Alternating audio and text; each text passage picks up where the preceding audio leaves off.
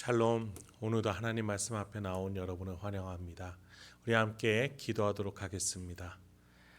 하나님, 오늘도 우리에게 귀한 시간 허락해 주셔서 감사합니다.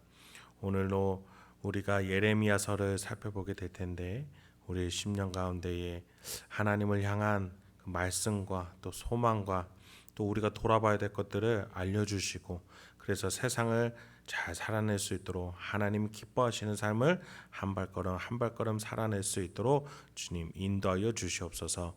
이 모든 말씀 예수님의 이름으로 기도했습니다. 아멘. 오늘 함께 살펴볼 말씀은 예레미야서 32장 1절에서 15절입니다. 본문이 길기 때문에 14절부터 15절만 읽고 나머지 구절들은 설교를 통해서 함께 보도록 하겠습니다. 예레미야 32장 14절에서 15절입니다. 만군의 여호와 이스라엘의 하나님께서 이와 같이 말씀하시기를, 너는 이 증서 곧 봉인하고 봉인하지 않은 매매 증서를 가지고 토기에 담아 오랫동안 보존하게 하라. 만군의 여호와 이스라엘의 하나님께서 이와 같이 말씀하시니라. 사람이 이 땅에서 집과 밭과 포도원을 다시 사게 되리라 하셨다 하니라. 오늘로부터 예레미야서를 함께 살펴보도록 하겠습니다. 이 책은 심판의 메시지로 가득하지만 그 사이에 행간에 있는 하나님의 뜻을 우리가 알아야 합니다. 오늘 본문에서도 마찬가지로 하나님께서는 유대의 심판과 멸망을 말씀하시는데, 그 사이 속에서도 예레미야를 통해 회복의 때를, 회복될 것을 소망을 주십니다. 그렇습니다. 하나님은 결코 하나님의 백성을 포기하지 않으시죠. 그래서 우리는 예레미야서를 통해 현실이 아무리 암울하고 어렵더라도 하나님의 백성이 망하지 않고 하나님께서 계속 붙잡고 계시다는 사실을 통해서 나의 현실 속에서도 그 상황과 환경에서 매몰되지 않고 하나님이 나를 지키고 보호하고 계신다라는 그 사실을 믿고 소망을 얻게 되는 것입니다. 이번 한 달 동안 예레미야서를 통해 저와 여러분에게 하나님의 은혜가 가득하게 소망합니다. 오늘 본문의 배경격인 1절과 2절을 제가 읽어드리도록 하겠습니다. 유다의 시드기야 왕 10째 해, 곧 느부갓네살 18째 해에 여호와의 말씀이 예레미야에게 임하니라. 그때에 바벨론 군대는 예루살렘을 애워싸고 선지자 예레미야는 유다의 왕의 궁중에 있는 시위대 뜰에 갇혔으니, 예레미야는 그간 유대의 고위관직들의 부정부패와 백성들의 우상숭배에 대해서 계속해서 하나님의 심판이 가까이 오고 있음을 말하고 경고했습니다. 그러나 그들은 변하지 않았죠. 오히려 예레미야를 감옥에 가둔 상황입니다. 그런 가운데 바벨론이라는 강대국이 유대의 수도 예루살렘을 애워싸고 침략하기 일보 직전이었습니다. 물론 그 전에도 몇 번의 포로기가 있었는데, 포로를 데리고 간 적이 있었는데, 지금은 더 절대절명의 시기가 온 것이죠. 유대의 왕이었던 시드기야는 어쩔 줄을 몰라 발만 동동 구르고 있었던 상황입니다. 하나님을 의지하지 못하고 믿었던 주변의 국가들을 의지하려고 했지만 어찌할 방도가 없었습니다. 이런 시드기야에게 예레미야는 악평을 퍼부으니까 시드기야는 화가 난 나머지 예레미야를 감옥에 가둔 것이죠. 3절과 5절에서 예레미야가 도대체 뭐라고 했길래 왕이 이렇게 감옥에 가뒀는지 한번 보겠습니다. 이는 그가 예언하기를, 여호와의 말씀에 보라, 내가 이 성을 바벨론 왕의 손에 넘기리니 그가 차지할 것이며 유다 왕 시드기야는 갈대아인의 손에서 벗어나지 못하고 반드시 바벨론 왕의 손에 넘겨진 바 되리니, 입이 입을 대하여 말하고 눈이 서로 볼 것이며 그가 시드기야를 바벨론으로 끌어가리니 시드기야는 내가 돌볼 때까지 거기에 있으리라. 여호와께서 이와 같이 말씀하시니라. 너희가 갈대아인과 싸울지라도 승리하지 못하리라 하셨다 하였더니, 유다 왕 시드기야가 이르되 네가 어찌하여 이같이 예언하였느냐 하고 그를 가두었음이더라. 예레미야는 시드기야가 포로로 잡혀 바벨론 왕에게 끌려가고 또 갈대아인이라 불리우는 바벨론 나라와 싸워도 이기지 못하고 망하게 될 것이며, 시드기야는 하나님이 명하시는 그때까지 바벨론에 계속 머무르게 될 것이다. 즉 온 나라가 망한다. 이렇게 예언을 했던 거죠. 시드기야 입장에서는 어이가 없는 거죠. 이런 매국노가 있습니까? 나라가 망하라고 저주를 퍼붓고 있는 것이죠. 이런 상황이 바로 시드기야가 아둔하고 미련한 상태가 된 겁니다. 눈앞에 있는 상황에 매몰돼서 자신을 돌아보지 못하고 왜 하나님이 이러시는지 깨닫지를 못하는 것이죠. 하나님의 뜻을 입 앞에 떠 먹여줘도 먹지를 못하는 정말 영적으로 아둔한 상태였던 겁니다. 결국은 하나님의 뜻을 자신의 고집과 욕망에 가두듯이 예레미야를 감옥에 가둔 것입니다. 그렇게 감옥에서 억울한 옥살이를 하고 있는 예레미야에게 하나님께서는 다시 계시를 주십니다. 아까 제가 서두에서 말씀드린 것처럼 우리의 암울한 상태, 우리의 고집과 아지, 우리의 죄악이 가득한 상태에서도 하나님은 하나님 백성을 지키시기 위해서 계속해서 소망을 주시고 말씀을 주시는 분이시란 거죠. 예레미야에게 뭐라고 하십니까? 땅을 취하라, 땅을 얻으라라고 말씀해 주십니다. 나라가 망할 것이라고 예언을 했던 예레미야가 땅을 산다면 이것만큼 모순되고 아이러니한 상황이 있을까요? 나라가 망하기 일보 직전이라서 이 땅은 이제 개간할 수도 없고 산다 한들 가치는 폭락하게 될 것입니다. 근데 그 땅을 산다는 것은 과연 하나님의 뜻이 무엇일까요? 이 속에 하나님의 그 숨은 뜻을 한번 살펴보도록 하겠습니다. 먼저 6절부터 8절입니다. 예레미야가 이르되 여호와의 말씀이 내게 임하였느니라. 이르시기를 보라, 내 숙부 살룸의 아들 하나멜이 내게 와서 말하기를 너는 아나돗에 있는 내 밭을 사라. 이 기업을 물을 권리가 내게 있느니라 하리라 하시더니 여호와의 말씀과 같이 나의 숙부의 아들 하나멜이 시위대 뜰 안 나에게 와서 이르되 청하노니 너는 베냐민 땅 아나돗에 있는 나의 밭을 사라. 기업의 상속권이 내게 있고 물을 권리가 내게 있으니 너를 위하여 사라 하는지라. 내가 이것이 여호와의 말씀인 줄 알았으므로.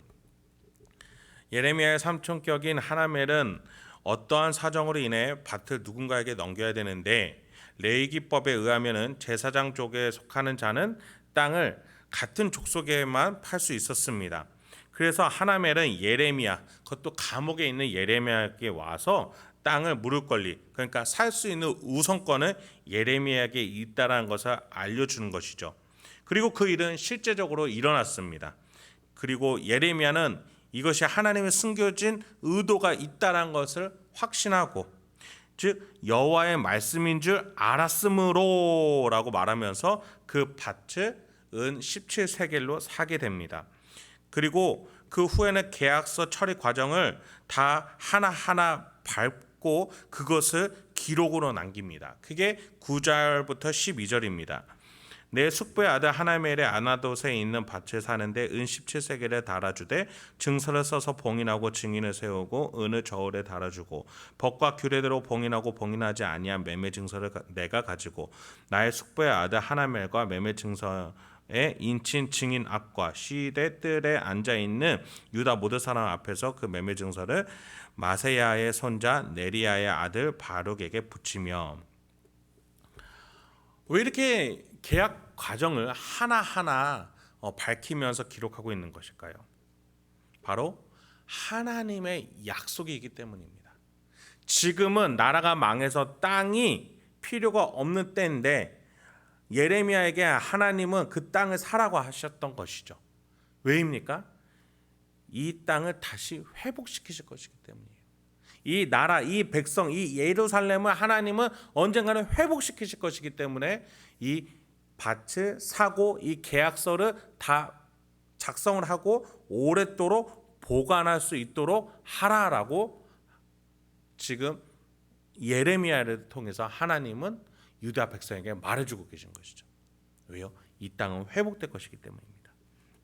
하나님은 때론 모순되는 것 같이 때론 아이러니한 상황으로 우리를 인도하실 때가 있습니다. 아브라함이 이삭을 바칠 상황이 그러했고 예레미야가 나라가 망할 것이라고 말해놓고 땅을 사는 것이 그러했고 베드로가 그물을 하루 종일 던지고 또 다시 던지라는 명령을 들을 때 그러했습니다. 우리의 생각을 내려놓게 하시고 하나님의 뜻이 무엇인지 알려주실 때 이렇게 역사하십니다. 우리의 경험과 틀, 고집을 내려놓게끔 가장 모순되고 아이러니한 역사를 일으키신 것이 무엇입니까? 바로 하나님의 아들 독생자 예수 그리스도가 인간이, 신인대 인간이 되셔서 죽으시고, 그리고 인류의 대표가 되셔서 우리 또한 죄에서 죽게 만들어 주셨고, 부활하셔서 우리도 부활하게 하셨고, 또 승천하여 하나님의 보좌 우편에 앉아 계심으로 우리 또한 하나님의 자녀로서 보좌 우편에 같이 있을 수 있게끔, 피조물인 우리를 그렇게 인도하시게끔 성육신하여 죽으신 가장 모순된 그 역사가 바로 하나님의, 성자 하나님의, 또 성녀 하나님의 역사 아니었겠습니까? 인간의 이성으로는 너무나도 이해가 되지 않는 역사일 수밖에 없습니다. 그래서 하나님이 하나님 되시는 것이고 우리는 인간밖에 되지 않는 것이죠. 그렇게 하나님의 구원의 신비는 우리가 생각하기에는 너무나 위대하고, 때로 어떻게 보면 모순되는 것 같고, 때로는 이해할 수 없을 정도로 우리에게 너무나 벅찬 하나님의 섭리였던 겁니다. 예레미야를 통해 하나님은 유대에게 말씀하고자 하셨습니다. 망하는 나라의 땅을 사들이는 예레미야의 계약 행동을 통해 하나님은 약속하시는 것이죠. 다시 회복시킬 것이다. 다시 나는 세울 것이다. 나는 넘어진 이 나라를 세우고 이 족속을 통해서 예수 그리스도 메시아를 보낼 것이다. 그 하나님의 약속이 바로 14절로부터 시작이 됩니다. 15절까지인데 제가 읽어드리도록 하겠습니다. 만군의 여호와 이스라엘의 하나님께서 이와 같이 말씀하시기를, 너는 이 증서 곧 봉인하고 봉인하지 않은 매매 증서를 가지고 토기에 담아 오랫동안 보존하게 하라. 만군의 여호와 이스라엘의 하나님께서 이와 같이 말씀하시니라. 사람이 이 땅에서 집과 밭과 포도는 다시 사게 되리라 하셨다 하니라.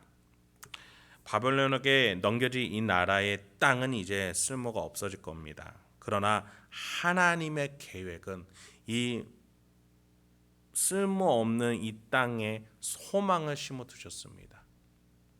정말 메마르고 폐허가 되고 피폐해진 이 땅에 하나님은 소망의 약속을 넣어 주셨습니다. 그리고 그 소망의 약속은 나중에 우리가 아는 바와 같이 다시 회복될 것이고, 이 땅에 하나님께서는 역사할 것이고, 그리고 이 땅을 통해서 구원의 복이 흘러넘치게 되는 역사를 우리는 알고 있습니다. 그렇습니다. 하나님의 약속은 이처럼 우리에게 위대하고 경이롭습니다. 그 약속이 바로 우리의 심령 안에, 우리 성도님들 심령 안에, 인생 안에 심겨져 있음을 아시고 또 믿으시고, 상황이 많이 어렵고 암울하고 힘드시겠지만 하나님의 약속을 믿고 오늘 하루도 그 하나님의 약속, 복음, 그 구원의 사역의 신비를 믿으면서 살아가시는 저와 여러분이 되시길 소망합니다. 함께 기도하도록 하겠습니다. 하나님, 오늘도 우리에게 귀한 말씀 허락해 주셔서 감사합니다.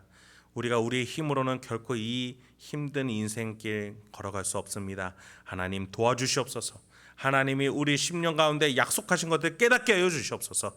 우리와 함께하고 계시다는 사실 깨닫게 하여 주시옵소서. 우리 성도님들 인생 하루하루 그 고난의 길 속에서, 정말 어려운 힘든 길 속에서도 하나님의 약속이 심겨져 있음을, 그래서 그 약속을 하나님께서 이루실 것임을 깨닫고 오늘 하루도 하나님 주신 힘으로, 소망으로 살아내실 수 있도록 주여 우리 성도님들 한 분 한 분을 붙잡아 주시옵소서.